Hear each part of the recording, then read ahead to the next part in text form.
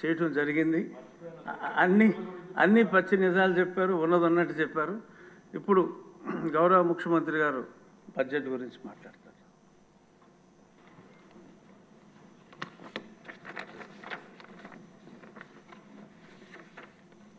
అధ్యక్ష, ఇప్పుడే ఆర్థిక శాఖ మంత్రి గారు చాలా వివరంగా చాలా విషయాలు చెప్పారు. కానీ నేను కూడా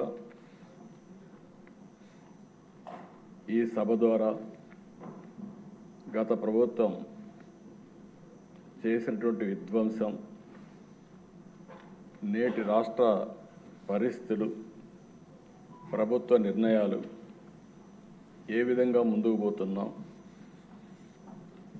short term, medium term, long term దృష్టిలో పెట్టుకొని ఈ రాష్ట్రాన్ని ఏ విధంగా మళ్ళీ అందరం కలిసి అభివృద్ధి చేయాలనే విషయాలన్నీ కూడా ప్రజలకు వివరించాలనే ఉద్దేశంతోనే నేను ఈరోజు రిప్లై ఇస్తున్నాను. అయితే ప్రజాస్వామ్యంలో అంతిమ నేతలు ఎప్పుడు కూడా ప్రజలే, వారి కోసం పనిచేయడం మనందరి బాధ్యత. మొన్నటి ఎన్నికల్లో ప్రజలందరూ ఒక మహా ఉద్యమంలా, పెను విప్లవంలా 45 సంవత్సరాలుగా నేను అనేక ఎన్నికల్లో పోటీ చేశాను. కానీ మునుపెప్పుడూ చూడని చైతన్యంతో ఓట్లేసి మమ్మల్ని గెలిపించారు. అయితే ఇక్కడ చాలామంది శాసనసభ్యులు ఉన్నారు, 3 పార్టీల నాయకులు కూడా ఉన్నాం. ఆ రోజు మా ఆలోచన ఒకటే, ప్రజలు గెలిస్తే ఈ రాష్ట్రం నిలదొక్కుంటుంది, ప్రజలు గెలవాలంటే ఎన్డీఏని గెలిపించాలని మేము పిలిపించాం. మళ్ళీ మేమందరం కలిసి రాష్ట్ర పునర్నిర్మాణం చేసి మళ్ళీ రాష్ట్రాన్ని అభివృద్ధి చేస్తాను ఒక హామీ ఇస్తే బ్రహ్మాండమైన స్ఫూర్తితో ముందుకు వచ్చారు. ఇక్కడ జనసేన అధినేత పవన్ కళ్యాణ్ గారు ముందుగానే చెప్పారు, ప్రభుత్వ వ్యతిరేక ఓటు చేయడానికి వీలు లేదని చాలా స్పష్టంగా చెప్పి, తెలుగుదేశం అదే మరి మేము కలిసి పోటీ చేస్తామని చెప్పారు. తర్వాత బీజేపీ కూడా మేమందరం కలిసి పోటీ చేస్తేనే ఈ రాష్ట్రాన్ని నిలబెట్టగలుగుతామని ఆలోచించి 3 పార్టీల కూటమి ఏర్పడింది. ఇటు పవన్ కళ్యాణ్ గారు, నేను, అటు ఢిల్లీలో నరేంద్ర మోడీ గారిని చూసిన తర్వాత ప్రజల్లో ఒక విశ్వాసం కలిగింది. అందుకే మీరు చూస్తే 93% స్ట్రైకింగ్ రేట్తో 57% ఓట్ల షేర్తో కూటమి ప్రభుత్వం గెలిచిందంటే ఇది ఒక చరిత్ర అధ్యక్ష. నా జీవితంలో ఎప్పుడూ ఇలాంటి వ్యక్తిని చూడలేదు. ఒక పెను విప్లవంగా వచ్చి ఇవన్నీ చేయడం జరిగింది. అయితే ఇక్కడుండే సభ్యులందరూ కూడా గుర్తుపెట్టుకోవాల్సిన అవసరం ఉంది. ప్రజల మన పైన పెట్టుకున్న నమ్మకానికి ఇది ఒక తార్కాణం. వారి నమ్మకాన్ని 100% మనందరం కలిసి నిలబెట్టవలసిన బాధ్యత ఉంది. నేను ప్రమాణ స్వీకారం చేసిన రోజుటి నుంచి ప్రతిరోజు, ప్రతి గంట దీన్ని గుర్తుపెట్టుకొని మళ్ళీ ఏమేమి చేసి గాడి తప్పిన వ్యవస్థల్ని ఘాట్లో పెట్టాలని ఆలోచిస్తున్నాం. అధ్యక్ష, ఇది నాకు మొదటిసారి కాదు, 4వసారి ముఖ్యమంత్రి అయ్యాను. 1995లో నేను ఫస్ట్ టైం ముఖ్యమంత్రి అయ్యాను. అంత మునుపు నేను ఆర్థిక శాఖ మంత్రిగా కూడా పనిచేశాను 1 సంవత్సరం. అదే ఆ కొటేషన్ ఇప్పుడు ఫైనాన్స్ మినిస్టర్ గారు ఇప్పుడు కోట్ చేశారు. అంటే 94లో నేను ఆర్థిక శాఖ మంత్రిగా నేను ఇచ్చినటువంటి కొటేషన్ని 2024 అంటే 30 సంవత్సరాల తర్వాత దాని రిలవెన్స్ ఫైనాన్స్ మినిస్టర్ గారు వివరించారు. ఆ రోజు కూడా అధ్యక్ష ఆర్థిక ఇబ్బందులు వచ్చాయి. ఆనాటి కాంగ్రెస్ ప్రభుత్వ హయాంలో కొన్ని సమస్యలు వచ్చి వ్యవస్థ దివాళా తీసే పరిస్థితికి వచ్చింది. అయితే ఆ రోజు కూడా ఒక సవాలుగా తీసుకున్నాం. పాలనని కొత్త పుంతలు తొక్కించాం, సంస్కరణలు తీసుకొచ్చాం, మొహమాటం లేకుండా కఠిన నిర్ణయాలు తీసుకున్నాం. పాలసీలతో కష్టంతో దారికి తెచ్చాం. ఆ రోజు మీరు చూస్తే 1995 పరిపాలన ఒక మోడల్ పరిపాలన, కష్టాల నుంచి బయట తీసుకురావడమే కాకుండా మళ్ళీ ఒక స్ట్రాంగ్ ఫౌండేషన్ వేసి ముందుకు పోగలిగాం. అందుకే మీరు చూస్తే ఈరోజు దేశంలోనే తెలంగాణ రాష్ట్రం నెంబర్ 1 రాష్ట్రంగా ఉందంటే దానికి ఆ రోజు తెలుగుదేశం పార్టీ వేసిన ఫౌండేషనే కారణం అని చెప్పి కూడా నేను మీకు తెలియజేస్తున్నాను. అయితే మళ్ళీ ఒక 10 సంవత్సరాలు మేము అధికారం లేకుండా ఉండే పరిస్థితికి వచ్చాం.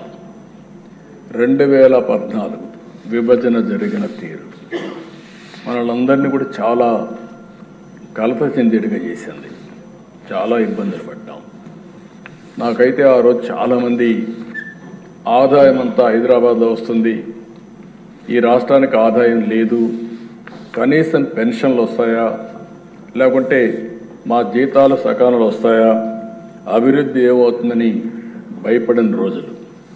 అయితే ఆ దశ 2014లో మళ్ళీ ఆ రోజు ఎన్డీఏ బీజేపీ తెలుగుదేశం కలిసి పోటీ చేశాం. పవన్ కళ్యాణ్ గారు బయట నుంచి ఆ రోజు సపోర్ట్ చేశారు. అక్కడి నుంచి మళ్ళీ ప్రజల సహకారం తీసుకున్నాం, అనుభవాన్ని అంతా కూడా ఉపయోగించాం, సమర్థవంతమైన నాయకత్వాన్ని ఇచ్చాం. 22.5 మిలియన్ యూనిట్ల కరెంటు కొరతుంటే 3 నెలల్లో కరెంటు కొరత లేకుండా చేసి మళ్ళీ మిగులు కరెంటు సాధించిన పార్టీ తెలుగుదేశం పార్టీ అని తెలియజేస్తున్నారు. 5 సంవత్సరాలు వినూత్నమైన మార్గాలతో ముందుకు పోయి కరెంటు ఛార్జీలు పెంచకుండా సోలార్ కానీ విండ్ కానీ ఇలాంటి వినూత్నమైన మార్గాలతో కరెంటు ఛార్జీలు తగ్గించడానికి ప్రయత్నం చేశాం. ఆ రోజు నేను ఒక మాట చెప్పాను, భవిష్యత్తులో కరెంటు ఛార్జీలన్నీ సోలార్ వల్ల ఎంతో ప్రయోజనాలు వస్తాయి, ₹1.50 నుంచి ₹2 లోపలనే యూనిట్ వస్తుందని చెప్పాం. అదే చూస్తే అప్పట్లోనే కొన్ని దగ్గర ₹1.99 వచ్చే పరిస్థితికి వచ్చింది. తర్వాత ఇప్పుడు స్టెబిలైజ్ అవుతా ఉంది. అలాంటి వినూత్నమైన కార్యక్రమాలతో ముందుకు పోయాం. ఇంకో పక్కన దిశ రాజధాని లేని పరిస్థితి. మనం అందరం గుర్తుపెట్టుకుంటే ఆ రోజు హైదరాబాద్లో ల్యాండ్ ఉంది కాబట్టి దాన్ని అవకాశంగా తీసుకుని కరెంటు లేకపోతే కరెంటు తీసాం, నీళ్లు లేకపోతే నీళ్లు తీసుకొచ్చాం, నూతనమైన ఆర్థిక వ్యవస్థకు దోహదం చేశాం. అక్కడి నుంచి మీరు చూస్తే తిరుగులేని శక్తిగా తయారు చేసుకున్నాం. ఇక్కడికి వస్తే ల్యాండ్ లేకపోతే ఆ రోజు నేను ఆలోచించి ఇక్కడే నారాయణ గారిని ఆ పని మీదనే పెట్టి ఆ రోజు 33,000 ఎకరాలు 29,000 మంది రైతులు ఒక్క లిటిగేషన్ లేకుండా స్వచ్ఛందంగా ముందుకొచ్చి ల్యాండ్ పూలింగ్లో ₹1 ఖర్చు పెట్టకుండా ఇచ్చారంటే అది నమ్మకం, విశ్వాసం, ఒక నమ్మకంతో ఇచ్చారు. ఆ 33,000 ఎకరాల భూమి గవర్నమెంట్ భూమిని కలుపుకుంటే దగ్గర 55,000 ఎకరాల భూమి వచ్చే పరిస్థితికి వచ్చింది. దాంతో మీరు చూసి ఇలాంటి వినూత్నమైన కార్యక్రమాలు మనం పోలవరం 72% పూర్తి చేశాం. అదే తెలుగుదేశం పార్టీగా ఉండుంటే పోలవరం ఈ పాటికి 2020-21కే పూర్తి అయి ఉండేది, దాని ఫలితాలు వచ్చేటివి. అంటే ఆ దిశ ఇలాంటి పరిస్థితిలో 5 సంవత్సరాలు ఆ రోజు తీసుకున్న నిర్ణయాల వల్ల 13.5% 13.5% గ్రోత్ రేట్ సాధించి దేశంలో అగ్రస్థానంలో నిలబెట్టిన గవర్నమెంటు తెలుగుదేశం పార్టీ గవర్నమెంట్ అని చెప్పి కూడా నేను మీకు తెలియజేస్తున్నా. పథకాలు, పెట్టుబడులు, పాలసీలు, బెస్ట్ ప్రాక్టీసెస్ ఇవన్నీ కూడా దేశం దృష్టిని ఆకర్షించాం. అంతేకాకుండా అనేక విధాలుగా మళ్ళీ రాష్ట్రాన్ని గట్టెక్కించడమే కాకుండా ఒక నమ్మకాన్ని క్రియేట్ చేశాం. ఆ సమయంలో 2019 ఒక్క ఛాన్స్ అనే మాట చెప్పి ఒక విధంగా చెప్పాలంటే మనం అన్నీ చేశామని మనం అనుకున్నాం, ప్రజలు కూడా ఇంకా ఏదో చేస్తాడు, ఒక ఛాన్స్ అంటున్నాడని చెప్పి అనుకున్నారు. ఓటేస్తే ఏం జరిగిందో ఒక్కసారి మనం చూస్తే అధ్యక్ష, ఇప్పుడు నేను రివీల్ చేస్తున్నా. ప్రజలు అర్థం చేసుకున్నారు కాబట్టి 93% స్ట్రైక్ రేట్ ఇచ్చారంటే అది ఒక చరిత్ర, వాళ్ళు అర్థం చేసుకున్నారు. కానీ ఇక్కడికి వచ్చి మేము రివ్యూ చేస్తూ ఉంటే నాకు 4 నెలలు 5 నెలలు పట్టింది. ఒక్కొక్క రివ్యూకి పోతా ఉంటే నమ్మలేని నిజాలు బయట వస్తున్నాయి. మనం అనుకున్న దానికంటే ఎక్కువ విధ్వంసం జరిగింది. నేను ఆ రోజు చెప్పాను విధ్వంసం జరిగింది అని చెప్పాను. అంటే లోపల ఏం జరిగిందో నాకు తెలియదు, పేపర్లో వచ్చేటి చదివాం. దాన్ని బట్టి మాకుండే అనుభవంతో ఊహించుకున్నాం. మీరు మాట్లాడినప్పుడు కూడా మీరు కూడా అదే చేశారు.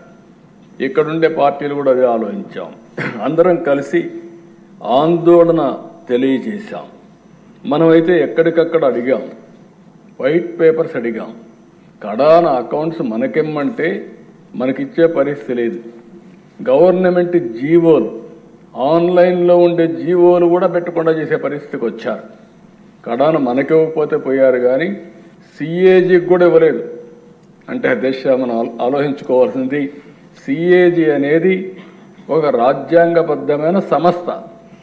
అన్ని రాష్ట్ర ప్రభుత్వాలు, కేంద్ర ప్రభుత్వాలు, పబ్లిక్ సెక్టర్ అందరూ కూడా సిఏజీ ఆడిటింగ్ చేయించాలి. అంటే ఆ సిఏజీ ఆడిటింగ్ కూడా చేయించకుండా ఇష్టానుసారంగా ఏం చేయాలో వీడు చేసి ముందుకు పోయే పరిస్థితికి వచ్చారు. దీనివల్ల జరిగింది మనం ఒకసారి చూస్తే,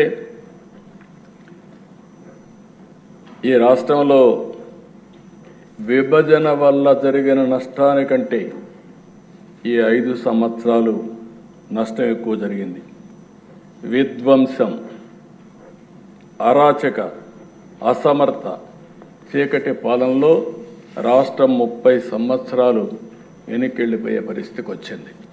చాలామంది నన్ను అడిగారు, చాలామంది మాట్లాడినప్పుడు చెప్పారు, మీరు ఈరోజు మాట్లాడుతున్నారు అపోజిషన్లో మీటింగుల్లో 10 లక్షల కోట్ల అప్పు ఉన్నాయి, మీరు ఏ విధంగా చేయగలుగుతారన్నారు.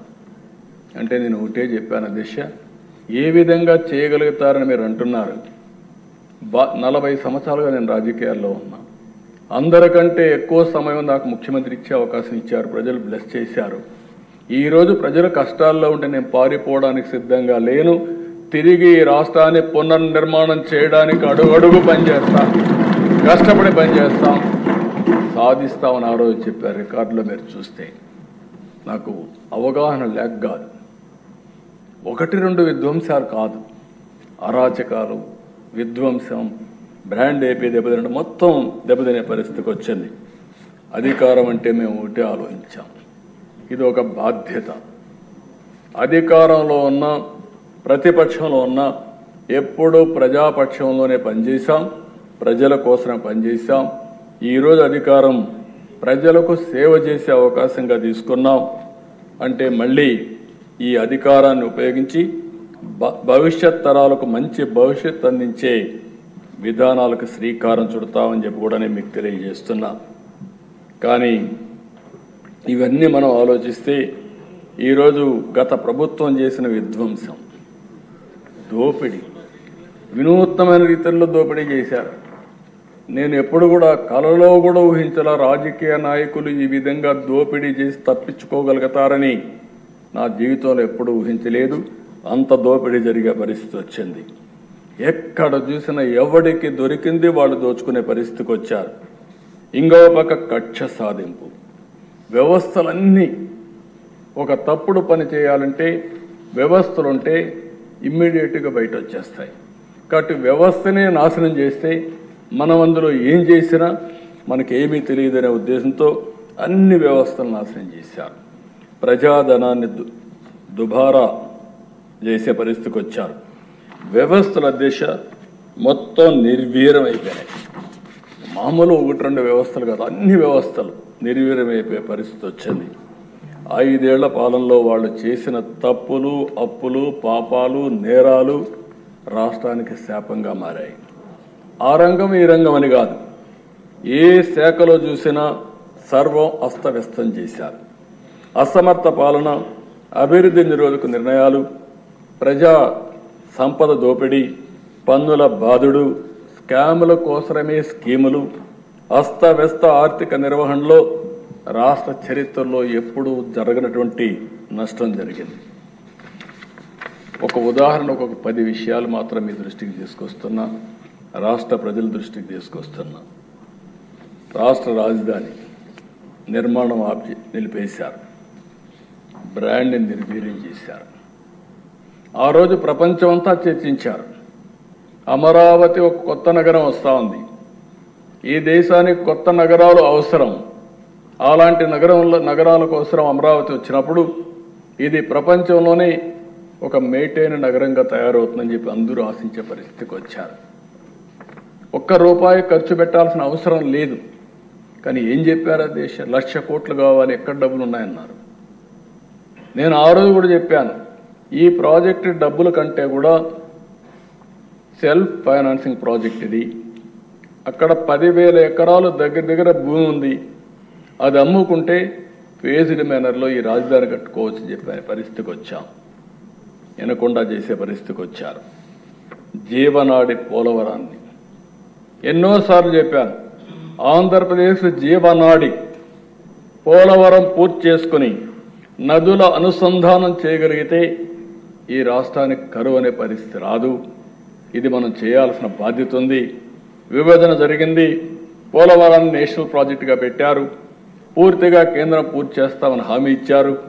అలాంటప్పుడు దీన్ని చేసుకోవాలని చెప్తే కడాన డయాఫామ్ వాల్ పోలవరంలో 50 లక్షల క్యూసిక్స్ ఆఫ్ వాటర్ పీక్ సీజన్లో డిశ్చార్జ్ అవుతుంది. 50 లక్షల క్యూసిక్స్ ఆఫ్ వాటర్.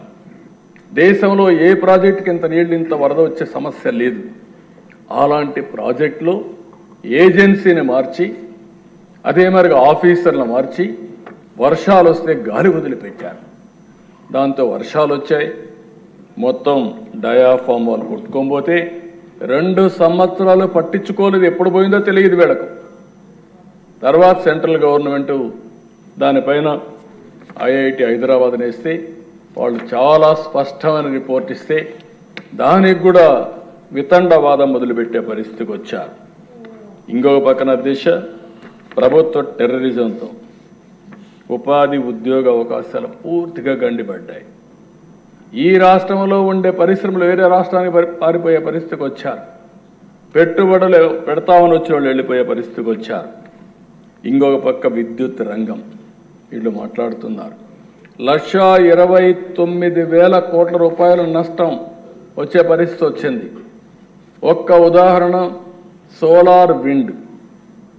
ఆ రోజు ఎక్కడికక్కడ అగ్రిమెంట్స్ ఉన్నాయి. అగ్రిమెంట్స్ ఉంటే ఆ అగ్రిమెంట్స్ ప్రకారం తీసుకునే బాధ్యత రాజ్యాంగంగా ప్రభుత్వం పైన ఉంటుంది. కావాలని తీసుకోకపోతే కేంద్రం కూడా హెచ్చరించే పరిస్థితికి వచ్చారు. కడాన కరెంటు తీసుకోలేదు. వాళ్ళు ఆ సోలార్ విండ్ ద్వారా వచ్చిన కరెంటు వీళ్ళకి ఇవ్వలేకపోయారు. కడాన కోర్టు మొట్టికాయలేసి వాళ్ళకి ఇవ్వాలంటే 9,000 కోట్ల రూపాయలు ఇచ్చారు. అంటే కరెంటు వాడుకోకుండా 9,000 కోట్ల రూపాయలు వాళ్ళకు బకాయిలు కట్టి ఏదైతే క్యాపిటల్ పైన క్యాపెక్స్ పైన ఎప్పుడు డబ్బులు ఇవ్వాల్సిన అవసరం ఉంటుంది, ఇచ్చే పరిస్థితికి వచ్చారు. దానిపైన ₹7.25 ₹7.5 పెట్టి బయట ఓపెన్ మార్కెట్లో కరెంటు కొన్నారు. ఒక వ్యక్తి దుర్మార్గమైన ఆలోచనతో ఇలాంటి తప్పుడు నిర్ణయాలతో రాష్ట్రంలో ఎలక్ట్రిసిటీ డిపార్ట్మెంట్ని మొత్తం అతి ముఖ్యమైన రంగాన్ని 1,29,000 కోట్ల రూపాయలు అవినీతిలోకి నష్టాల్లోకి తోచేసే పరిస్థితికి వచ్చారు. ఈరోజు దాన్ని ఏం చేయాలని అర్థం కాని పరిస్థితి. ఈరోజు నిన్న కూడా మనం చూసాం, ₹1 ట్రూ ఆఫ్ ఛార్జెస్ వేసి అవన్నీ రికమెండ్ చేస్తే ఇప్పుడు వినియోగదారులు దాని మీద భారం పడే పరిస్థితి తీసుకొచ్చారు. అంటే ఒక వ్యక్తి తప్పుడు విధానాలు ఏ విధంగా ఉంటాయో, ఏ విధంగా వెంటాడతాయో ఇది ఒక ఉదాహరణ అని చెప్పి కూడా నేను మీకు తెలియజేస్తున్నా. ఇసుక, మన ఊర్లో దొరికే ఇసుక, ఆ ఇసుక వల్ల కన్స్ట్రక్షన్ జరిగే పరిస్థితి. 40 లక్షల మంది భవన నిర్మాణ కార్మికులు ఆధారపడినటువంటి ఈ ఇసుక పైన వ్యాపారం చేసుకున్నారు, దోపిడీ చేశారు. చిత్ర విచిత్రాలు చేశారు. మేము ఎన్నోసార్లు పోతే మన మీద కేసులు పెట్టారు. అంటే ఎంత దారుణంగా చేశారంటే పెద్ద ఎత్తున దగ్గర 30,000 కోట్ల రూపాయలు దోపిడీ చేసే పరిస్థితికి వచ్చారు. దీంతో కన్స్ట్రక్షన్ మొత్తం ఆగిపోయే పరిస్థితికి వచ్చింది. ఇకపోతే మధ్యమ దేశ నాకైతే అర్థం కాలే, ఇప్పటికి కూడా నేను ఎప్పుడు ఊహించాల ఈ మరి చేయగలుగుతారు కూడా నాయకులు. మొత్తం కబ్జాలు చేశారు. ఇక్కడ ఉండే వాళ్ళు చాలామందికి ఐడియా ఉంటుంది. మ్యానుఫ్యాక్చరింగ్ ఉండేటి కొంతమంది బలవంతంగా లాగేసుకొని వీళ్ళ బ్రాండ్స్ తయారు చేశారు. దానికి సీల్ కూడా ఉంటుంది, దానికి ప్యారల్ సీల్ తయారు చేశారు. ఎంత గొప్ప గౌరవం అంటే వీళ్ళదే మ్యానుఫ్యాక్చరింగ్, వీళ్ళదే డిస్ట్రిబ్యూషన్, వీళ్ళే అమ్మాలి. ఎక్కడ కూడా రాష్ట్రంలో మీరు ఒక్కసారి చూస్తే దశ కిరాణా కొట్టు పోతే టీ వాళ్ళ కూడా పేటిఎం ద్వారా డబ్బులు పే చేయమంటాడు. నువ్వు డబ్బులు ఇస్తాను, నీ డబ్బులు నాకు వద్దు, నువ్వు నీ ఫోన్లో నుంచి నాకు పే చేయి, నాకు మనుషులు లేరు లెక్కేసుకోవడానికి అంటాడు. అలాంటిది మద్యం షాప్లో ఎక్కడ కూడా ఆన్లైన్ కలెక్షన్స్ లేవు. ఏంటి అధ్యక్ష ఇది? సాయంత్రం అయితే కలెక్ట్ చేసిన డబ్బులన్నీ తాడేపల్లి ప్యాలెస్కి రావాలా? ఎక్కడికి పోయిందో నాకు అర్థం కాదు. ఏంటి అరాచకం? ఇలాంటి అరాచకాలు చేసి ప్రజల ఆరోగ్యం పూర్తిగా సర్వనాశనం అయ్యే పరిస్థితి వచ్చింది. ఈరోజు అధ్యక్ష గర్వంగా చెప్పగలుగుతాను, మళ్ళీ ప్రక్షాళన చేశాం. మొన్నటి వరకు ఇక్కడ దొరికిందంతా సైకో బ్రాండ్సే దొరికాయి. ఇప్పుడు ఏ బ్రాండ్ కావాలన్నా ఆ బ్రాండ్ వరల్డ్ వైడ్ ఉండే బ్రాండ్స్ అన్నీ దొరికే పరిస్థితికి వచ్చింది. ఆ పరిస్థితి తీసుకొచ్చాం. నేను కోపంతో బాధతో మాట్లాడుతున్నా. నా నోట్లో నుంచి ఎప్పుడు కూడా పౌరుషంగా రాదు, కానీ బాధ, ఆవేదన ఇవన్నీ చూస్తూ ఉంటే మనసు కూడా చాలా బాధ కలిగే పరిస్థితి వస్తుంది అధ్యక్ష. ఇంకొక పక్కన అధ్యక్ష పన్నుల బాధలు, లెఫ్ట్ అండ్ రైట్ చెత్త మీద పన్ను వేశారు. 1-2 కాదు, ఎక్కడ దొరికితే అక్కడ పన్నులేసి జీవన ప్రమాణాలు పూర్తిగా దెబ్బతీశారు. హింసా రాజకీయాలు, కక్ష రాజకీయాలు, లా అండ్ ఆర్డర్కి ఈ మార్గడు చేయొచ్చనా అని తెలిసే పరిస్థితి తీసుకొచ్చేటప్పుడు మీరే ప్రత్యక్ష ఉదాహరణ. నేను కూడా బాధితుడిని, ఇక్కడుండేవాడు చాలామంది బాధితులే, అందరిపైన కేసులు ఉన్నాయి, ఒక్కరిపైన కాదు. ప్రజాస్వామ్యమే సిగ్గుపడే విధంగా పోలీసు వ్యవస్థను ఉపయోగించారు. మామూలుగా వీళ్ళు ఆ ధీమాతో నిన్న కూడా అన్నారు, పవన్ కళ్యాణ్ గారు అన్నారు, చాలామంది కూడా మీరు కూడా చెప్పారు. ఈరోజు అందరూ కూడా సోషల్ మీడియాలో ఇది కొత్త ఒరవడి తీసుకొచ్చారు. ఆ ఒరవడిని మీరు చూస్తే ఒక వ్యక్తిని దెబ్బతీస్తే, ఒక దెబ్బ కొడితే ఆ దెబ్బ అయినాక మళ్ళీ రికవర్ అవుతారు. కానీ ముందు ఆస్తులు నాశనం చేయాలి. వాళ్ళకి ఏమైనా తోటలు ఉంటే ఆ తోటలు నరికేస్తారు. వాళ్ళ ఆస్తులుంటే ఆ ఆస్తులు లాక్కుంటారు బలవంతంగా సంతకాలు పెట్టి. వాళ్ళ భూములుంటే కబ్జా చేస్తారు, 22A కింద మార్చేస్తారు. మళ్ళీ వీళ్ళకి వచ్చేస్తే 22A తీసేసి మళ్ళీ ఇది చేస్తారు. 1-2 అరాచకాలు కాదు, ఇవి ఊహించడానికే మన ఊహకు అందనటువంటి అరాచకాలు చేసే పరిస్థితికి వచ్చారు. ఇంకొక పక్క దేశ కడాని చూస్తే మామూలు జనాలు. కడాను నాకు ఇప్పటికి కూడా జ్ఞాపకం ఉంది. ఆ సుధాకర్ ఒక డాక్టర్, కరోనా సమయంలో ఆయన అడిగింది ఏమడిగాడు? మాస్క్ ఇవ్వండి, మేము క్షేమంగా ఉంటాం, ధైర్యంగా ఆపరేషన్ చేస్తాం, ధైర్యంగా కరోనా పేషెంట్లకు ట్రీట్మెంట్ ఇస్తామంటే నీకు అడిగే హక్కు ఇచ్చాడని అహంభావంతో అతన్ని వేధించి వేధించి పిచ్చివాణ్ణి చేశారు. కడాన పిచ్చివాణ్ణి చేసి నడి రోడ్లో పడేసి కడాన గుండెపోటుతోనో లేకుంటే ఏదో చనిపోయే పరిస్థితి. ఒక మనిషిని దుర్మార్గంగా ప్రభుత్వం ఆ మార్గం ఏదించిందంటే ఒక ఎస్సీ బాధేస్తుంది, ఆవేదనేస్తుంది. కాపాడాలని ప్రయత్నం చేశాం, కాపాడలేకపోయాం. ఇలాంటి సంఘటనలు కొల్లలు జరిగాయి. ఇంకో పక్కన దిశ capital expenditure, minimum common sense. సంపద సృష్టిస్తే ఆదాయం పెరుగుతుంది, ఆదాయం పెరిగితే మళ్ళా సంక్షేమ కార్యక్రమాలు ఇస్తాం. ఎక్కడ దానికి తిలోదకాలు ఇచ్చి కడాన క్యాపిటల్ ఎక్స్పెండిచర్ మొత్తం తగ్గించే పరిస్థితికి వచ్చారు. దానివల్ల రాష్ట్రంలో మీరు చూస్తే అన్ని రోడ్లు గుంతలు పడిపోయింది. ప్రతి సంవత్సరం వర్షాకాలం వస్తే ఎండాకాలం వస్తే ట్రోలింగ్స్ మొదలు పెట్టేవాళ్ళు. కానీ ఎప్పుడు కూడా ఒక్క రూపాయి ఖర్చు పెట్టకుండా 5 సంవత్సరాలు అదే మరి గడిపే పరిస్థితికి వచ్చారంటే చాలా బాధాకరం అధ్యక్ష. కడాన అధ్యక్ష 9,74,000 కోట్ల రూపాయలకు అప్పులన్నీ కూడా ఇప్పుడు తేలాయి. ఇంకా ఎక్కడెక్కడున్నాయో మాకు తెలియదు. ఒక్కొక్కసారి ఎవడన్నా ఒక వ్యక్తి ఐపీ పెడితే అప్పుడు అందరూ వచ్చి చెప్తాడు నాకు కూడా ఇవ్వాలి నాకు కూడా ఇవ్వాలని. ఆ పరిస్థితిలో వచ్చింది రాష్ట్ర పరిస్థితి. ఇప్పుడు ఎవరు ఎప్పుడు వస్తాడో ఎప్పుడు అడుగుతాడో తెలియదు పరిస్థితి. అంటే మొత్తం ఆర్థిక ఉగ్రవాదం సృష్టించారు, చిక్కుముళ్ళేశారు. నాకే అర్థం కావడం లేదు. అంటే మామూలుగా అధ్యక్ష ఒకటి చూస్తే నేను చిన్నప్పుడు మా ఊర్లో చూశాను, అడవి నుంచి కొన్ని అడవి పందులు వస్తాయి, తిన్నంతా తింటాయి, మొత్తం వేరుశనగంతా పంట నాశనం చేసి వెళ్ళిపోతుంది. అది తినేది 10% అయితే 90% పంట నాశనం చేసి అని మళ్ళా వెళుతుంది. అదే మరి రాష్ట్రంలో జరిగింది. నేను దీంట్లో అది చూసినప్పుడతో నాకు అనిపించేది, అప్పుడు అనేవాడు ఈ అడవి పందులు వస్తాయి జాగ్రత్తగా ఉండండి. అక్కడ టెన్నే అడవి పందులు ఇక్కడ ఎక్కువ.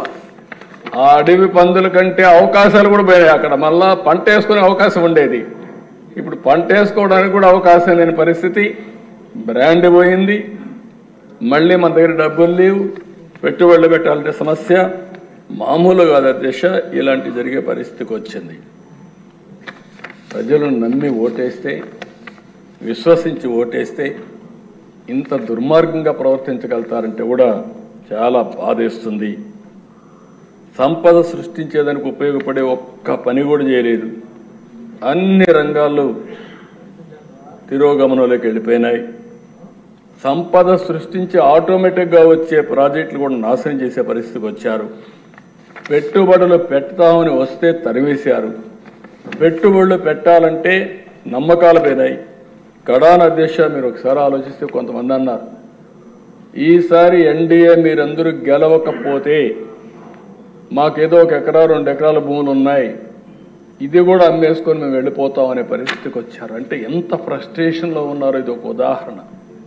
నేను ఒకటే చెప్పాను, మీరు వెళ్తారయ్యా కానీ ఈ రాష్ట్రం ఏమవుతుందని అడిగితే కాదు అని చెప్పి అందుకే మీరు చూస్తే అధ్యక్ష ప్రపంచంలో ఉండే తెలుగు వారంతా ఈ రాష్ట్రంలో పుట్టి ఎక్కడున్నా సరే మాకెవరికి చెప్పలేం. 4 నెలలు 5 నెలలుండి లక్షల రూపాయలు ఖర్చు పెట్టి ఎన్డీఏ గెలిచిన తర్వాత తిరిగి వెళ్ళారంటే అది వాళ్ళల్లో ఉండే పట్టుదల, ఆ రోజు వాళ్ళు చూసినటువంటి నగ్న సత్యాలని చెప్పి కూడా నేను మీకు తెలియజేస్తున్నా.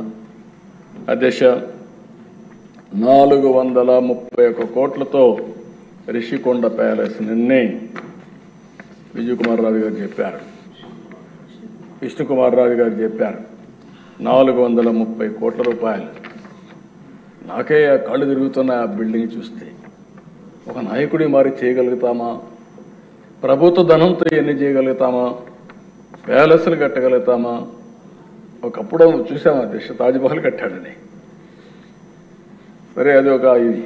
కానీ అధ్యక్ష ఆ పక్కన ఏమాత్రం కూడా సిగ్గు ఎగ్గు లేకుండా ఫ్యామిలీ మెంబర్స్కి అందరూ కూడా ప్యాలెస్లు కట్టారు, ఫ్యామిలీ మెంబర్స్కి ఆఫీసులు కట్టారు. అది ఏంటో ఇది విచిత్రమైన ఆలోచన.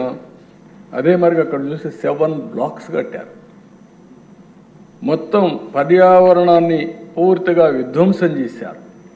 ఒక పక్క ఎన్జిటి, ఇంకొక పక్క హైకోర్టు, ఇంకొక పక్క సుప్రీంకోర్టు, అడుగడుగున మొట్టికాయలు వేస్తున్న రాష్ట్ర ప్రభుత్వం అడ్డంగా తప్పుడు సమాచారం ఇచ్చి కోర్టులు కూడా మభ్యపెట్టి, లేకుంటే కోర్టులు కూడా ఏమీ చేయలేని పరిస్థితి తీసుకొచ్చారు.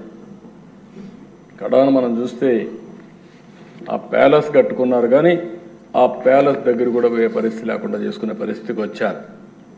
700 కోట్ల రూపాయలతో సర్వే రాళ్లపైన బొమ్మలు, దానికి మాకు మళ్ళా ఒక 30 కోట్లు పడింది అవన్నీ తీయాలంటే.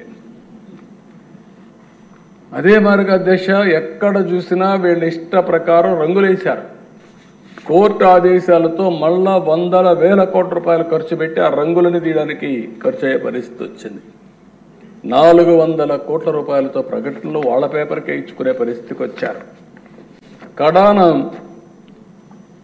వాలంటీర్స్ కూడా సాక్షి పేపర్ ఇవ్వాలని చెప్పి సాక్షి పేపర్ ఇప్పించే పరిస్థితికి వచ్చారు. ఎంత అధికార దుర్వినియోగం చేయాలని అన్నీ చేశారు.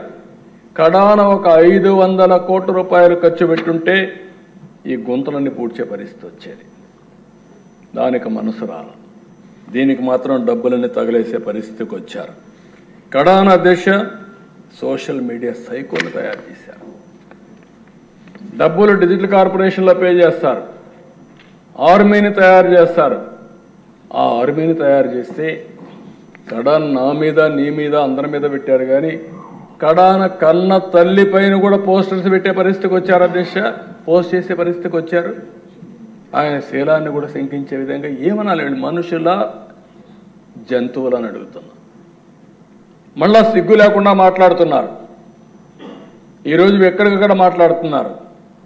అంటే తల్లిని కూడా క్యారెక్టర్ అసాసినేషన్ చేసే వాళ్ళని మీరు నేను ఒక లెక్క, ఈ రాష్ట్ర ప్రజానికి ఒక లెక్క అని అడుగుతున్నా. నేను బాధ ఆవేదనతో అడుగుతున్నా. నేను అందుకే ఒకే మాట చెప్పాను, ఎన్డీఏలో ఏ లీడర్ కూడా ఇలాంటి అసభ్యకరమైన పోస్టులు పెట్టాం. ఒకవేళ పెడితే వాళ్ళని ఏ విధంగా పనిష్ చేస్తున్నామో మన వాళ్ళు కూడా అదే మరి చేస్తా. ఈ రాష్ట్రంలో ప్రతి ఒక్క ఆడబిడ్డకు రక్షణ ఇచ్చే బాధ్యత, గౌరవంగా బ్రతికే విధంగా విధానాలు తీసుకొస్తారని చెప్పా. అందుకే ఒకే మాట అన్నాను, రాబోయే రోజుల్లో ఏ ఒక్క ఆడబిడ్డ కూడా అవమానపడడానికి వీల్లేదు. కఠినంగా వ్యవహరిస్తాం, మెర్సిలెస్గా ఉంటాం, చట్టానికి పదును పెడతాం. పదును పెట్టడమే కాదు, అలాంటి వాళ్ళు ఈ రాష్ట్రానికే ఒక విధంగా చెప్పాలంటే ఈ రాష్ట్రంలో ఉండడానికి కూడా అర్హత లేదు. నేను చాలా స్పష్టంగా చెప్తున్నా, ప్రజల కోసం, ఆడబిడ్డల రక్షణ కోసం ఈ ప్రభుత్వం కఠినమైన నిర్ణయాలు తీసుకొని ఉక్కు పాదంతో అణిచివేస్తాం తప్ప వదిలిపెట్టే సమస్య లేదని మరొకసారి ఈ సభ ద్వారా ఆడబిడ్డలందరికీ విజ్ఞప్తి చేస్తున్నా. ఇది ఒక ఆర్గనైజ్డ్ క్రైమ్. మామూలుగా ఎవరో ఒకరు ఇద్దరు పెట్టుకుంటే దాన్ని మనం కంట్రోల్ చేయొచ్చు, కానీ ఇది ఒక ఆర్గనైజ్డ్ క్రైమ్ చేసే పరిస్థితికి వచ్చారు. అయితే అధ్యక్ష, ఈరోజు రాజకీయాల్లో అవినీతి చూస్తుంటాం, కానీ అవినీతి అక్రమాల కోసమే రాజకీయానికి వచ్చిన వాళ్ళు.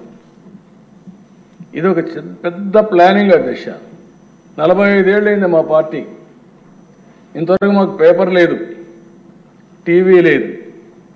పార్టీ పెట్టేటప్పుడే, పార్టీ పెట్టకపోయినా ఒక టీవీ లేకపోతే ఒక పేపర్ ఇవన్నీ క్రియేట్ చేసుకొని స్టార్ట్ చేశారు. ఇంకొక పక్కన అధ్యక్ష, ఎక్కడ చూసినా పెద్ద ఎత్తున అవినీతి కొత్త నిర్వచనాలు చేసుకొచ్చే పరిస్థితికి వచ్చారు.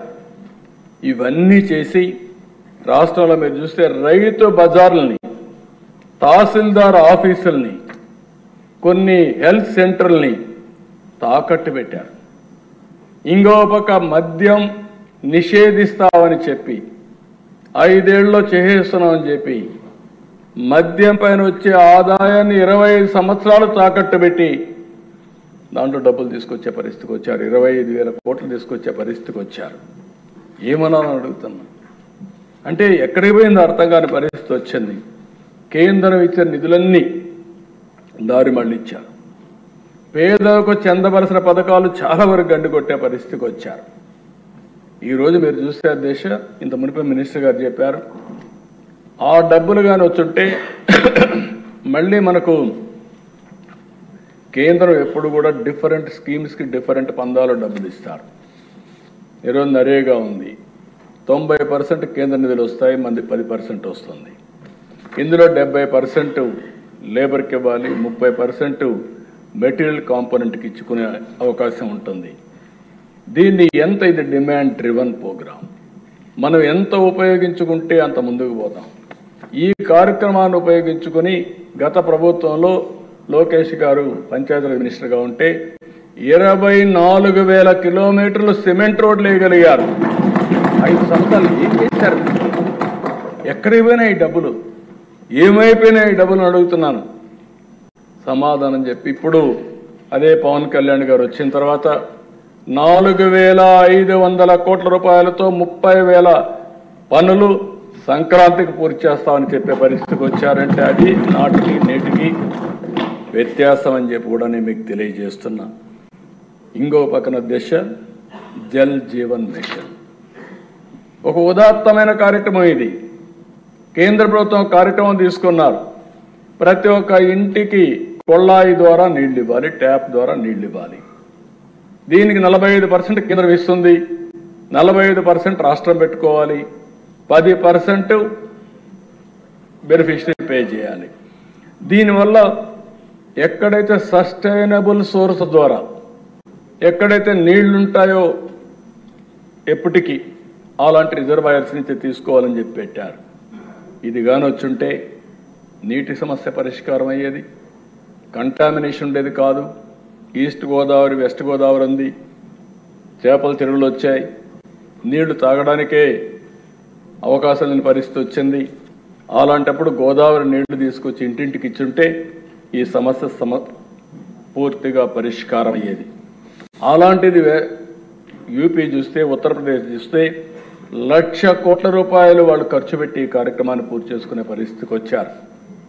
మనం ఎక్కడా చేయకుండా వదిలిపెట్టి వచ్చిన డబ్బులు కూడా దుర్వినియోగం చేసి డైవర్షన్ చేస్తే మళ్ళా దానికి కూడా డబ్బులు ఇచ్చి యూటిలైజేషన్ సర్టిఫికెట్స్ ఇచ్చి ఇప్పుడు మళ్ళా రీస్ట్రక్చరింగ్ ముందుకు పోయే పరిస్థితికి వచ్చాం. బోర్లో ఉండే వాటర్ తీసుకొని జల్ జీవన్ మిషన్ కింద ఫుల్ఫిల్ చేసే పరిస్థితికి వచ్చారు. బోర్ ఎండిపోతే నీళ్ళు ఎక్కడి నుంచి వస్తాయని అడుగుతున్నా, ఆబ్జెక్టివ్ ఏంటని అడుగుతున్నా. అంటే నీ ఇష్టం వచ్చినట్టు చేసి ఏం చేసినా జరిగిపోతుంది, ఎవరు అడగలేరు అనే దుర్మార్గమైన ఆలోచనతో ముందుకు పోయే పరిస్థితికి వచ్చారు. ప్రయోగాలతో విద్యా వ్యవస్థని సర్వనాశనం చేశారు.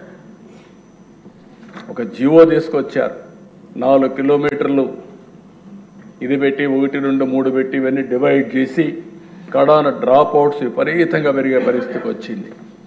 మాట్లాడితే ఇంగ్లీష్ మీడియం, ఏదో ఆయన ఒక్కడి వల్లనే ఆనాటి ప్రభుత్వం వల్లనే ఇంగ్లీష్ మీడియం పుట్టినట్టు, ఇంగ్లీష్ ఈ దేశంలో నేర్చుకున్నట్టు, అంతవరకు ఎవరికి ఇంగ్లీషే రానట్టు విపరీతంగా మాట్లాడే పరిస్థితికి వచ్చారు. ఎవరన్నా మాట్లాడితే వాళ్ళని పేదవాళ్ళకు వ్యతిరేకంగా చిత్రీకరించే పరిస్థితికి వచ్చారు.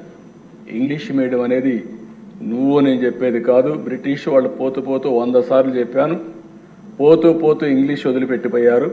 కోహినూర్ డైమండ్ కూడా తీసుకెళ్లారు వాళ్ళు, కానీ ఇంగ్లీష్ మనం తీసుకుపోలేకపోయారు. అప్పటికి అందరూ నేర్చేసుకున్నారు.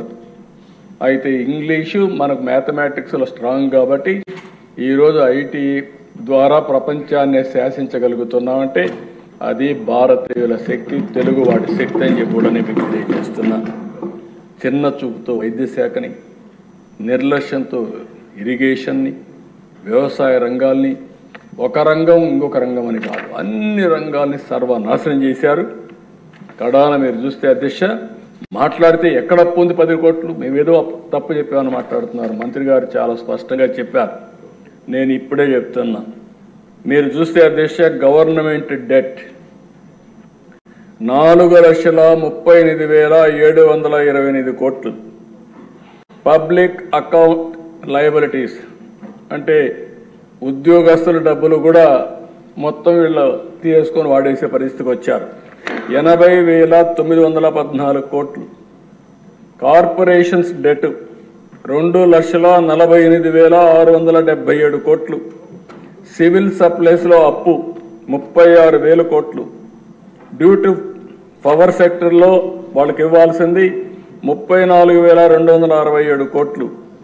Out standing dues to vendor స్కీమ్స్కి ఇప్పుడు బకాయిల దిశ మొత్తం కాంట్రాక్టర్ అందరికీ 1,13,244 కోట్లు.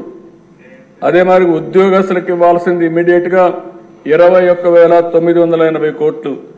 Non contribution of sinking fund కింద 1,191. ఇవన్నీ కలిపితే 9,74,556 కోట్లు ఇప్పుడు తేలిన అప్పులు. ఇంకా తవ్వితే ఎంత వస్తుందో నాకు తెలియదు.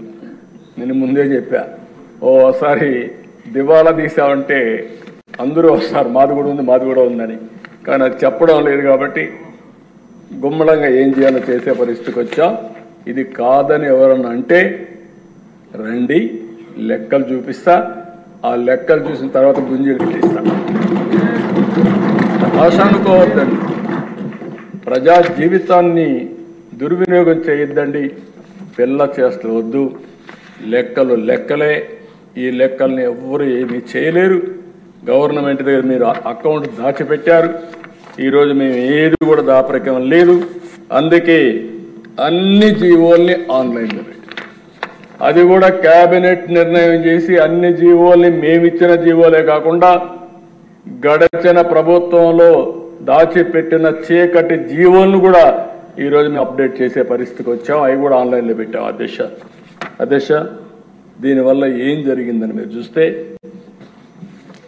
ఒక 12 ఇండికేటర్స్ చెప్తున్న ఎకనామిక్ ఇండికేటర్స్. 14-19లో 6 పైసలు ఎలక్ట్రిసిటీ డ్యూటీ వేసాం. అది కూడా ఎలక్ట్రిసిటీ బోర్డే తీసుకున్నారు. ఇప్పుడు వీళ్ళు వచ్చిన తర్వాత రూపాయి వేసి గవర్నమెంట్ తీసుకున్నారు. రెండోది వాటర్ టారిఫ్. అధ్యక్ష, ఆ రోజు 1 కిలో లీటర్కి 40 రూపాయలు ఉంటే 120 రూపాయలు చేశారు. శాండ్ అధ్యక్ష ఫ్రీగా ఇస్తే 475 రూపాయలకు అమ్ముకున్నారు. ఆర్టీసీ బస్ ఛార్జెస్ 6 నుంచి 8 పైసలు 2.6 నుంచి 2.7 వరకు పెంచారు. ఫిస్కల్ డెఫిషిట్ 35,440 కోట్ల నుంచి 59,995 కోట్లు పెంచారు. డెట్ టు జిఎస్టిపి రేషియో మనం తీసుకునే అప్పులన్నీ మనం చూస్తే జిఎస్టిపి రేషియో కంపేర్ చేస్తే అప్పుడు 44 ఉంటే ఇప్పుడు 53% పెరిగింది. ఇన్ఫ్లేషన్, దీనివల్ల ఇబ్బంది అయ్యేది, పేదవాళ్ళు బాధపడతారు. 4.5% ఉంటే 19-24 మధ్యలో 6.2% నమోదైంది. పర్ క్యాపిటా డెట్ 74,790 ఉంటే 1,44,336 రూపాయలు పెరిగింది. అప్పు పెరిగింది, ఖర్చులు పెరిగాయి, ఆదాయం తగ్గింది. అదే మరి అధ్యక్ష మీరు ఇంకో పక్కన చూస్తే పర్ క్యాపిటా ఇన్కమ్ గ్రోత్ 13.2% ఉంటే తెలుగుదేశం హయాంలో వీళ్ళు వచ్చిన తర్వాత 9.5కి తగ్గింది. అంటే ఆదాయం తగ్గిపోయింది, వ్యక్తిగత ఆదాయం తగ్గింది, రాష్ట్ర ఆదాయం తగ్గింది, ఖర్చు పెరిగాయి, అనేక విధాలుగా అస్తవ్యస్తంగా. ఇండస్ట్రియల్ క్రెడిట్ గ్రోత్ 15.3% ఉంటే అది 6.8% తగ్గిపోయింది. పర్ క్యాపిటా కన్జంప్షన్ 9% ఉంటే 2% పడిపోయింది. యూనిట్ స్టార్టెడ్ ప్రొడక్షన్ 288 యూనిట్లు ఆ రోజు ప్రొడక్షన్కి వస్తే అవి 80కి తగ్గిపోయినాయి. ఇవన్నీ కూడా అధ్యక్ష ఇండికేటర్స్ అన్నీ మనం జిఎస్టిపితో ఎప్పటికప్పుడు మెజర్ చేస్తాం. అగ్రికల్చర్, ఇండస్ట్రీ, సర్వీసెస్ కింద. అగ్రికల్చర్లో అధ్యక్ష 16.6% తెలుగుదేశం పార్టీ హయాంలో growth rate, highest growth rate in the country agriculture. మేము వ్యవసాయం చేసాం, పొడిచాం అంటారు. ఏం పొడిచారు మీరు? మీరు వచ్చేకొంది 10.5% తగ్గిపోయింది. దగ్గర 6.1% తగ్గిపోయింది. సమాధానం చెప్తారని అడుగుతున్నా. ఇంకో పక్క ఇండస్ట్రీ 11.9 ఉంటే అది 11.8 ఉంది.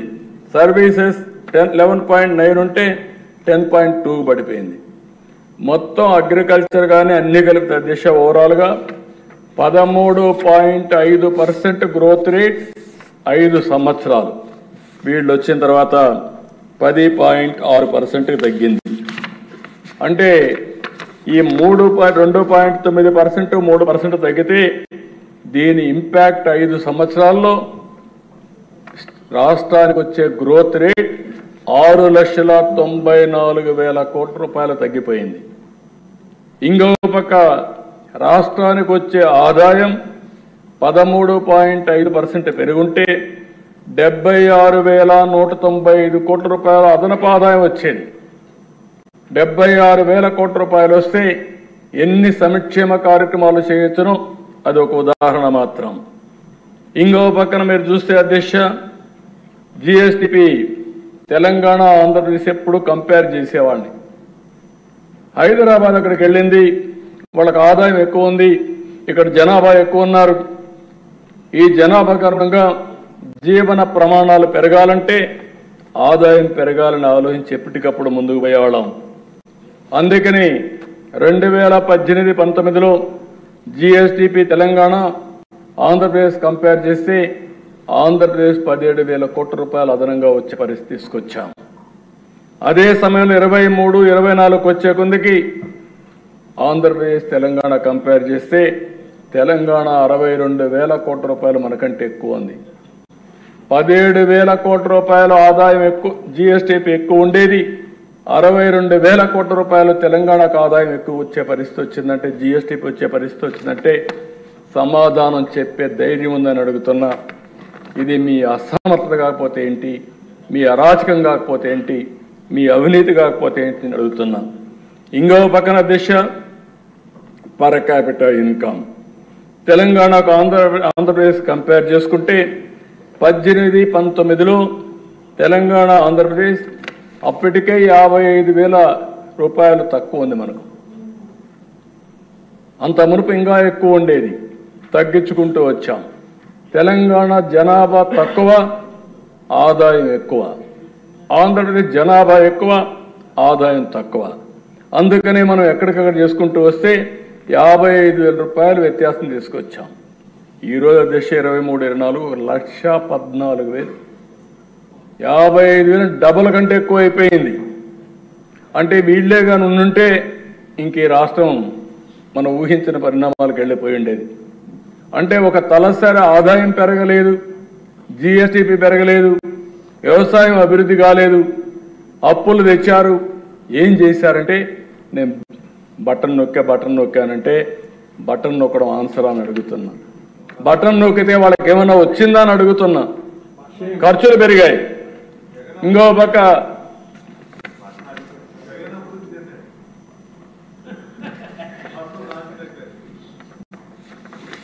ఇవన్నీ అధ్యక్ష ఏమైనాయి? ప్రైవేట్ ఇన్వెస్ట్మెంట్లు ఎక్కడా రాలేదు రాష్ట్రంలో. మొత్తం ఇండస్ట్రీస్ అంతా రాష్ట్రం నుంచి బయట వెళ్ళిపోయే పరిస్థితికి వచ్చారు. ఇక్కడ ఉండేవాళ్ళు కూడా పేట్రియాటిక్ ఫీలింగ్తో అమర్ రాజా బ్యాటరీస్ తిరుపతిలో పెట్టారు. ఇది నా జిల్లా, నేను పెట్టాలి, ఇక్కడ ఉద్యోగాలు ఇవ్వాలని. అలాంటి వ్యక్తి ఇక్కడి నుంచి పోయి వేరే రాష్ట్రాలను చూసుకునే పరిస్థితికి వచ్చారంటే అది మీ దుర్మార్గం కాకపోతే ఏంటని అడుగుతున్నా. ఇంకో పక్కన దిశ అమరావతి, పోలవరం, ఎనర్జీ సెక్టర్ అన్ని విధ్వంసం అయిపోయినాయి. ఇంకో పక్కన మీరు చూస్తే ఇన్వెస్టర్స్లో కాన్ఫిడెన్స్ పోయింది. ఆంధ్రప్రదేశ్ అంటే అపనమ్మకం వచ్చింది. ఇక్కడికి వస్తే మనకు భవిష్యత్తు ఉండదని ఆలోచనకు వచ్చే పరిస్థితికి వచ్చారు. ఇన్ఫ్రాస్ట్రక్చర్ ఒక్క ప్రాజెక్ట్ రాలేదు 5 సంవత్సరాలు. ఉండే రోడ్లని గోతులు దువ్వే పరిస్థితికి వచ్చారు. లిటిగేషన్ అధ్యక్ష ఇప్పుడే మాట్లాడుతూ మంత్రి గారు చెప్పారు, 25,000 కేసులు వేశారు. 1-2 కాదు, 25,000 కేసులు హైకోర్టులో వేస్తే chief secretary, finance secretary, concern secretary అక్కడ పోయి చేతులు కడుక్కొని నిలబడుకుంటే జైలు పంపించారు. ఎక్కడి నుంచి మనోధైర్యం ఎవరికి వస్తుంది? అంటే వాళ్ళు చేయని తప్పుకి వాళ్ళని జైలుకు పంపించే పరిస్థితి వస్తే, కంటెంప్ట్ కింద జైలుకు పంపిస్తే ఎలాంటి మనోభావాలు ఉంటాయో, ఏం జరుగుతుందో ఇది ఒక ఉదాహరణ అని చెప్పి కూడా నేను మీకు తెలియజేస్తున్నా. అందుకే అధ్యక్ష రాష్ట్రం ఒక విషియస్ సైకిల్లో పడిపోయింది, డెట్ ట్రాప్లోకి వచ్చి పడింది. ఆ విషయం మనం గుర్తుపెట్టుకోవాల్సిన అవసరం ఉంది. అంటే క్యాపిటల్ ఎక్స్పెండిచర్ పెట్టలేదు, ఆస్తులు సృష్టించలేదు, సంపద లేదు, ఆదాయం పెరగలేదు. దానివల్ల ఏమైంది? No productive investments. ఎవరు కూడా ప్రొడక్టివ్ ఇన్వెస్ట్మెంట్ పెట్టే పరిస్థితి వీళ్ళు పెట్టలేదు, ఎవరు పెట్టే పరిస్థితిలో లేరు. దీనివల్ల ఆదాయం తగ్గిపోయింది, హయ్యర్ ట్యాక్సెస్ వేసే పరిస్థితికి వచ్చారు. ఇంతేకాకుండా వీళ్ళు బటన్ నొక్కాలి కాబట్టి ఎక్కువ అప్పులు తేవడం, ఆస్తులు తాకట్టు పెట్టడం. కడాన ఆస్తులు తాకట్టు పెడితే ప్రభుత్వం యొక్క ఇమేజ్ పూర్తిగా నాశనం అయిపోవడం, మళ్ళీ దాన్ని డెట్ సర్వీసింగ్ చేయడానికి అప్పులు కట్టాలి, వడ్డీ కట్టాలి, మళ్ళా జీతాలు ఇవ్వాలి. ఈ విధంగా ఒక విషయ సర్కిల్లోకి వచ్చి పడిపోయాం. ఏం చేయాలన్న దిక్కుదలిన పరిస్థితి. ఆ పరిస్థితి నుంచి ఇప్పుడిప్పుడే ఈరోజు మీరు చూస్తున్నారు 7 వైట్ పేపర్స్ని పబ్లిసైజ్ చేశాం. అదే మరి దాన్ని ఏ విధంగా చేయాలో మళ్ళీ స్వర్ణ ఆంధ్రప్రదేశ్ విజన్ తయారు చేశాం. ఇలాంటి దారుణమైన పరిస్థితిలో మేమందరం కూడా అధికారాన్ని చేపట్టి ప్రజలకు విజ్ఞప్తి చేస్తున్నా. యాస్పిరేషన్స్ ఎక్కువ ఉన్నాయి. అధ్యక్ష అందరిలో ఉన్నాయి, ప్రజల్లో ఉన్నాయి, ఉద్యోగస్తుల్లో ఉన్నాయి, పార్టీ కార్యకర్తలకు ఉన్నాయి. అందరూ కూడా మేము పనిచేసాం. నేను కాదని అందరూ పనిచేశారు. మేమందరం ఓట్లు వేసాం, అందరూ ఓట్లు వేశారు. మీ యాస్పిరేషన్స్ చాలా ఉన్నాయి. ఆ యాస్పిరేషన్స్ నెరవేర్చాలంటే ఎక్స్ట్రా ఎఫర్ట్ పెడితే తప్ప సాధ్యం కాదు. కానీ ఈరోజు మీరు చూస్తే ఈ అధికారం అనేది రాత్రింబగుళ్ళు కష్టపడితే కూడా ప్రజల యాస్పిరేషన్ నిలబెట్టుకునే పరిస్థితి లేకుండా ముందుకు పోతున్నాం. ఒక్కొక్క ఇటుక పేర్చుతూ ముందుకు వచ్చాం. ఇచ్చిన హామీల్ని ఒక్కొక్కటి నెరవేర్చుకుంటూ వస్తున్నాం. గాడి తప్పిన పరిపాలన ఘాట్లో పెడుతున్నాం. ఒక మాటలో చెప్పాలంటే మేము అధికారంలోకి వచ్చే లోపల రాష్ట్రం వెంటిలేటర్ పైన ఉంది. ఆ రోజు మన ప్రజానీకం చేసినటువంటి మంచి పని 21 మందిని గెలిపించారు. బీజేపీ, తెలుగుదేశం, జనసేన ముగ్గురిని కలిపి 21 మందిని గెలిపించారు. మన గెలుపు ఢిల్లీలో కూడా మన పలుకుబడిని పెంచే పరిస్థితికి వచ్చింది. కేంద్రం రాష్ట్రం కలిసి ఆ రోజు హామీలు ఇచ్చాం. అటు నరేంద్ర మోడీ గారు, నేను, పవన్ కళ్యాణ్ గారు కొన్ని హామీలు ఇచ్చాం. ఆ హామీలు నిలబెట్టడానికి కేంద్రం పూర్తిగా సహకరించింది.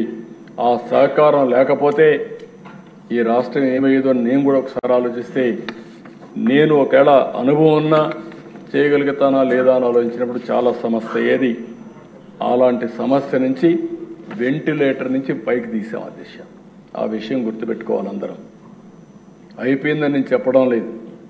ఎక్కడ వెసులుబాటే లేని పరిస్థితి. అప్పు తేవాలంటే FRBM, ఇంకో పక్కన ఎక్కడైనా ఆస్తులు అమ్మాలంటే ఆస్తులు కూడా లేని పరిస్థితి. ఈ పరిస్థితిలో నుంచి మనం ఘాటున పెట్టే పరిస్థితికి వస్తున్నాం. ఇవన్నీ చేయగలిగామంటే మనకుండే అనుభవం, ఒక సిన్సియర్గా పనిచేయడం, ప్రజలు లేకుంటే ఉద్యోగస్తులు అందరూ సహకరించారు. అధ్యక్ష మరొక్కసారి అందరికీ పేరు పేరున మనస్ఫూర్తిగా ధన్యవాదాలు తెలియజేస్తున్నా, అభినందన తెలియజేస్తున్నా. మీ అందరి సహకారంతో ఈరోజు అడుగడుగు ముందుకేయగలుగుతున్నాం. 150 రోజులు నేను ముందే చెప్పాను. రోజులు లెక్క పెట్టుకుంటున్నాం, గంటలు లెక్క పెట్టుకుంటున్నాం, నిమిషాలు లెక్క పెట్టుకుంటున్నాం.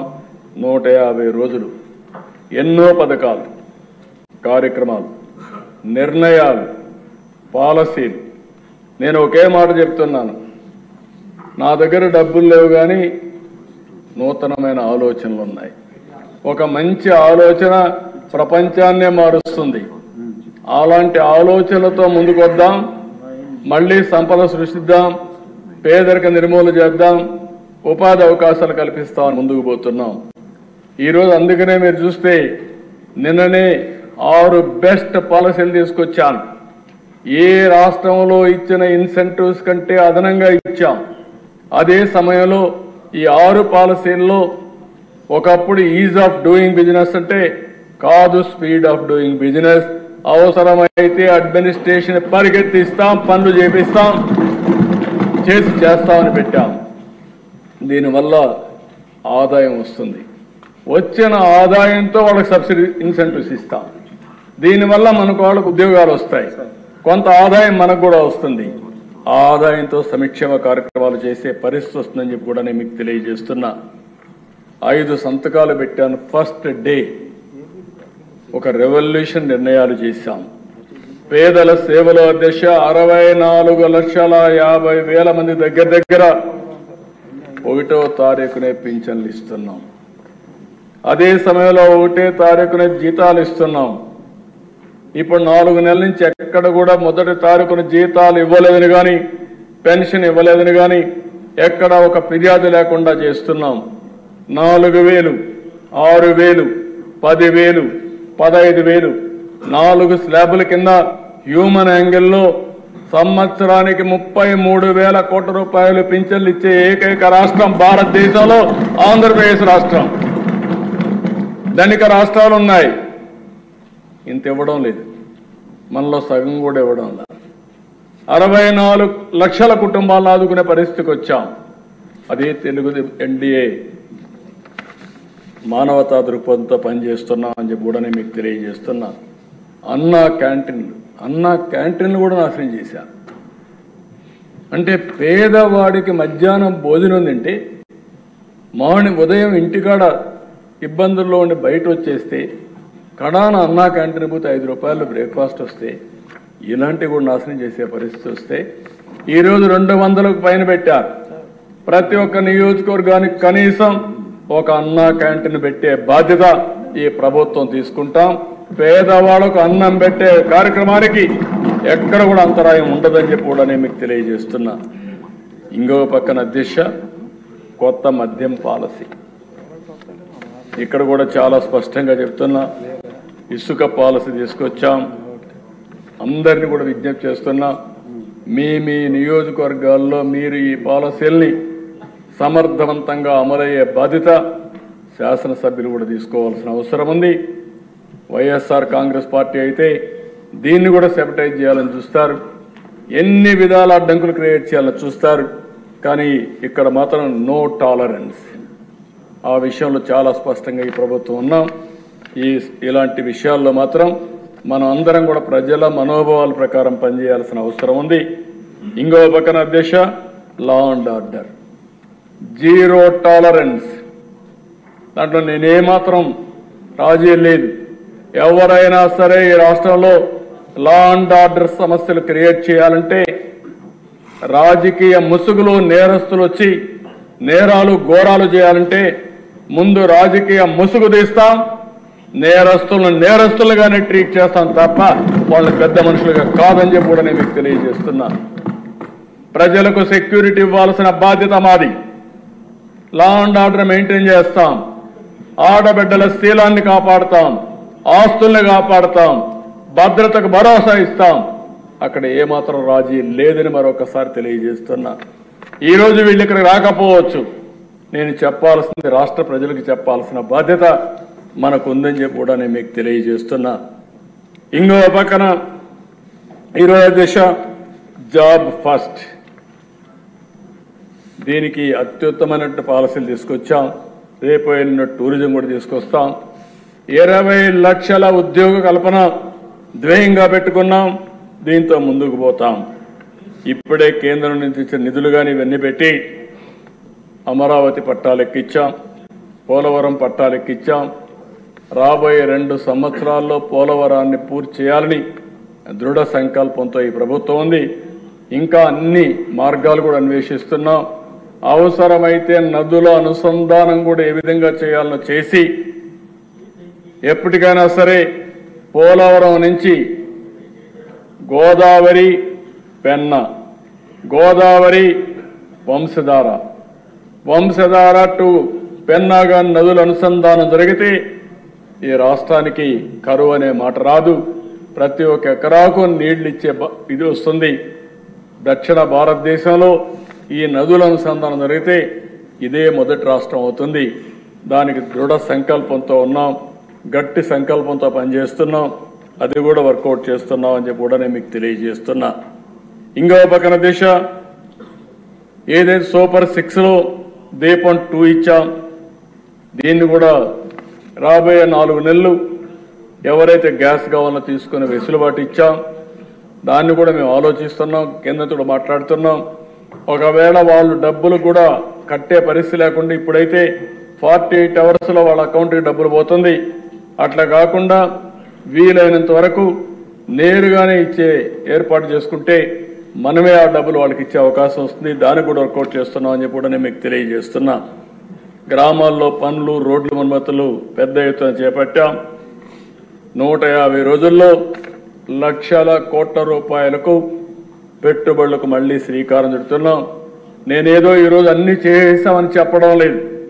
ప్రజలకు కూడా విజ్ఞప్తి చేస్తున్నా. కొద్ది కొద్దిగా నమ్మకాన్ని కల్పిస్తున్నాం. నమ్మకంతో ఒక్కొక్కరే వస్తున్నారు. కానీ ప్రజల్లో కూడా ఒక అనుమానం ఉంది. రాబోయే రోజుల్లో మళ్ళా ఇలాంటి దుర్మార్గమైన పరిపాలన వస్తే మేము ఏమవుతామంటే అలాంటి అవకాశం ఇంకా రాదు. మా రాష్ట్ర ప్రజలకు విజ్ఞత ఉంది. వాళ్ళ భవిష్యత్తు కోసం మేము అన్నీ చేస్తున్నాం. కాబట్టి ధైర్యంగా వచ్చి పెట్టుబడులు పెట్టండి. ఆ పెట్టుబడులకు భరోసా మాదని చాలా స్పష్టంగా హామీ ఇస్తున్నాం. దానివల్ల ఫలితాలు మెరుగైన ఫలితాలు వచ్చే పరిస్థితి వస్తామని కూడా నేను మీకు తెలియజేస్తున్నాను. ఇంకో పక్కన దిశ చెత్త పన్ను మీద వేసిన ట్యాక్స్ రద్దు చేశాం. 85 లక్షల మెట్రిక్ టన్నులు చెత్త ఉంది టౌన్స్లో. నిన్న కూడా ఎవరో తీసుకొచ్చి చూపించారు, ఫోటోలు ఆంజనేయులు చూపించాడు. చెత్త అంతా ఎక్కడెక్కడ ఉందని ఎమ్మెల్యేలు చెప్తున్నా. అప్పుడప్పుడు పోయి చూడండి. ఆ చెత్త క్లీన్ చేయించే కార్యక్రమాన్ని కూడా శ్రీకారం చుట్టండి. మేము ఎమ్మెల్యేలు మాకేం పని అంటే చెత్త వేసిపోయారు. ఆ చెత్తను కూడా శుభ్రం చేసే బాధ్యత మీ మీద ఉంది. ఫస్ట్ ఆ చెత్త అంతా క్లీన్ చేయండి. చేసి అదేమ్మా ఎక్కడ వేయాలని నారాయణ గారు చూపిస్తారు ప్లేసు. చూపించినాక అక్కడ వేయండి. మీరు దానికి దోహదం చేయండి. అదే మరి ఇంకొక పక్కన ఈ జనవరి లోపల సంక్రాంతి లోపల ఎక్కడ గుంతలన్నీ పూడ్చే బాధ్యత, వాళ్ళు గుంతలు తొగిపోతే ఆ గుంతలన్నీ పూడ్చే బాధ్యత మేము తీసుకున్నాం. ఈరోజు 1-2 కాదు, ఒక్కొక్క కిలోమీటర్ చూస్తే ఎన్ని గుంతలు ఏంటో అర్థం కాని పరిస్థితి. మొత్తం ఒకటే చెప్పాం. 850 కోట్ల రూపాయలు ఖర్చు పెడుతున్నాం. రాష్ట్రంలో అన్ని గుంతలు పూడ్చాల్సిన బాధ్యత ఉంది. ఇంకో పక్క నేషనల్ హైవేస్ అయితే 55,000 కోట్ల రూపాయలు రాబోయే 2.5 సంవత్సరాల్లో ఖర్చు పెట్టబోతున్నారు. 72,000 కోట్ల రూపాయలు రైల్వేస్లో రాబోయే 3-4-5 సంవత్సరాల్లో ఖర్చు పెట్టేదానికి శ్రీకారం చుట్టాం. ఇంకో పక్కన దిశ మత్స్యకారుల ఉపాధిని దెబ్బతీసే 217 జీవో రద్దు చేశాం.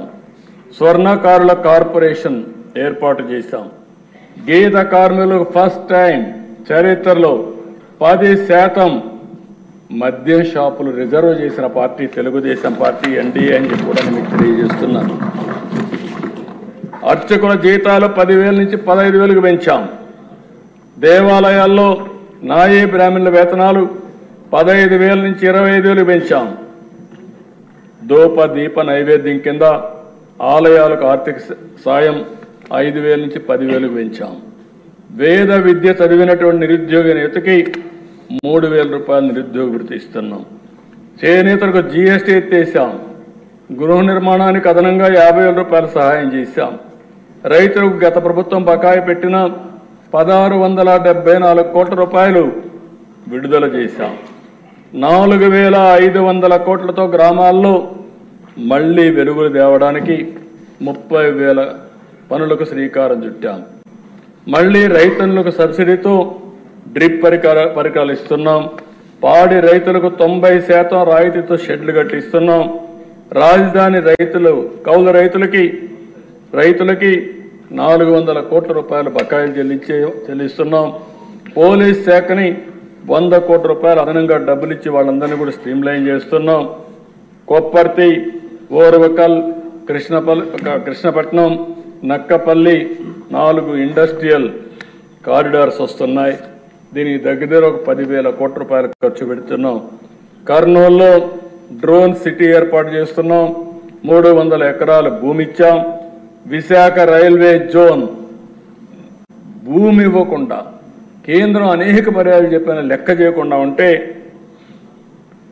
మడసర్లో వలో 52 ఎకరాల భూమి ఇచ్చి తొందరలోనే ఫౌండేషన్ వేసి లాంగ్ పెండింగ్ సమస్యకి పరిష్కార మార్గం చూపించామని చెప్పి కూడా నేను మీకు తెలియజేస్తున్నా. పేదవాళ్ళకి ఇళ్లు కట్టే కార్యక్రమానికి శ్రీకారం చుట్టాం. డిసెంబర్ లోపల 1,00,000 ఇండ్లు ఒకేసారి లాంచ్ చేస్తాం. అదే మరి గ్రామాల్లో 3 సెంట్లు, పట్టణాల్లో 2 సెంట్లు ఇచ్చి రాబోయే 5 సంవత్సరాల్లో ఇంటి జాగా లేదనకుండా ప్రతి ఒక్కరికి ఇల్లు కట్టించే బాధ్యత ఎన్డీఏ ప్రభుత్వం తీసుకుంటాం. ఇదే కదా దిశ. అందుకే ఈరోజు ప్రజలకు ఒకసారి చెప్పాలి. ఆ రోజు చెప్పాం, ఈరోజు చెప్తున్నా, సంపద సృష్టిస్తాం, ఆదాయాన్ని పెంచుతాం. పెంచిన ఆదాయాన్ని మళ్ళీ మనకుండే అవకాశాలను తీసుకుని పేదవాళ్లకు సంక్షేమ కార్యక్రమాలు, సాధికారత కోసం ఖర్చు పెడతాం. ఏదైతే మనం చెప్పినటువంటి సూపర్ 6 కానీ, మనం ఇచ్చిన ఎన్నికల హామీలు కానీ పూర్తిగా నెరవేర్చడమే కాదు, ఇంకా అదనంగా నెరవేరుస్తున్నాం. ఓసారి ఎన్నికల మేనిఫెస్టోలో కొన్ని చెప్తాం, మన దృష్టికి కొన్ని వచ్చినప్పుడు అది సంక్షేమం కావచ్చు, అభివృద్ధి కావచ్చు, ఇంకా ఏమేం చేయాలో చేసుకుంటా ముందుకు పోతాం. ఇవన్నీ చేసి ఈ రాష్ట్రాన్ని స్టెప్ బై స్టెప్ ఒకే రోజు నేను చేసేస్తామని చెప్పలేను. ఎందుకంటే ఎప్పుడూ చూడనటువంటి విధ్వంసం చూస్తున్నాను, ఎప్పుడూ చూడనటువంటి అధికారుల్లో నిర్వీర్యం చూస్తున్నాను. వ్యవస్థలు నిర్వీర్యమైపోయినాయి. ఆ వ్యవస్థల్ని రన్ చేసే హెడ్ ఆఫ్ ది డిపార్ట్మెంట్స్ కానీ, వ్యక్తులు కానీ ఎక్కడికక్కడ 5 సంవత్సరాల నుంచి ఒక షాక్లో నుంచి బయట వచ్చే పరిస్థితికి వచ్చారు. అదే సమయంలో ఇప్పుడిప్పుడే ప్రతి ఒక్క వ్యవస్థని ఘాట్లో పెడుతున్నాం. ఈరోజు స్వర్ణాంధ్రప్రదేశ్ విజన్ తయారు చేశాం, అది కూడా మనం డిస్కస్ చేస్తాం. అదే మరి కేంద్ర ప్రభుత్వం ప్రవేశపెట్టినటువంటి కర్మయోగి ట్రైనింగ్ ప్రోగ్రామ్స్ అన్ని ఎంప్లాయీస్కి వాళ్ళ అసిస్టెన్స్ కూడా తీసుకుంటున్నాం. ఇంకా ప్రైవేట్ వ్యక్తులు తీసుకుంటున్నాం. ఎంత తొందరగా చేయగలుగుతామో అంత తొందరగా చేయడానికి అనేక చర్యలు తీసుకుని మళ్ళీ అన్ని రాష్ట్రాలతో సమానంగా ముందుకు పోవాలంటే, వీలైతే దీర్ఘకాలంలో ఇంకా ముందుకు పోవాలంటే ఏమేం చేయాలో అవన్నీ చేస్తామని చెప్పి తెలియజేసుకుంటూ, అందులో ఇది మొదటి మెట్టు, ప్రారంభం మాత్రమే ఇది. ఆ ప్రారంభంలో ఉండే అన్నీ కూడా అడ్జస్ట్ చేసిన తర్వాత మొత్తం బడ్జెట్ చూస్తే 2,94,427 కోట్ల రూపాయలు. పోయిన సంవత్సరం యాక్చువల్ కంటే 15% అదనం అని చెప్పి మరొకసారి మీకు అందరికీ తెలియజేస్తున్నాను. రెవెన్యూ వ్యయం 2,35,916 కోట్లు, మూలధన వ్యయం 32,712 కోట్లు, రెవెన్యూ లోటు 34,743 కోట్లు, ద్రవ్య లోటు 68,742 కోట్లు. ఉండే ఇబ్బందుల్లో one of the best budget ఇది. నేను 15 సార్లు బడ్జెట్ చూశాను, మనమే పెట్టాం. 15 సార్లు పెట్టినప్పుడు ఇలాంటి క్లిష్ట పరిస్థితులు, ఇలాంటి ఇబ్బందికరమైన పరిస్థితులు one of the best budget తీసుకురాగలిగాం. దీనికి కారణం కేంద్రం పూర్తిగా సహకరించడం. నేను ఈ సభ ద్వారా నరేంద్ర మోడీ గారిని, కేంద్ర ప్రభుత్వాన్ని, అక్కడ ఉండే ఫైనాన్స్ మినిస్టర్ గారిని అందరినీ కూడా మనస్ఫూర్తిగా అభినందిస్తున్నాను. ఒక్కొక్కసారి 2 ప్రభుత్వాలు కలిస్తే ఏమేం చేయగలుగుతామో ఇది ఒక ఎగ్జాంపుల్ అని చెప్పి కూడా నేను మీకు తెలియజేసుకుంటూ, ఈ ప్రభుత్వం కమిటెడ్గా ఉన్నాం. రాష్ట్ర ప్రయోజనాలకు ఎక్కడా విఘాతం కలగకుండా ఎంత వీలైతే అంత తొందరగా ఏమేం చేయగలుగుతామో అవన్నీ చేయడానికి పట్టుదలతో ముందుకు పోతున్నాం. అందులో తొలి మెట్టు ఈ బడ్జెట్. ఇవన్నీ కూడా ప్రజలు కూడా రాబోయే రోజుల్లో ఇవన్నింటిపైన చర్చ చేయాల్సిన అవసరం ఉంది, అవగాహన పెంచుకోవాల్సిన అవసరం ఉంది.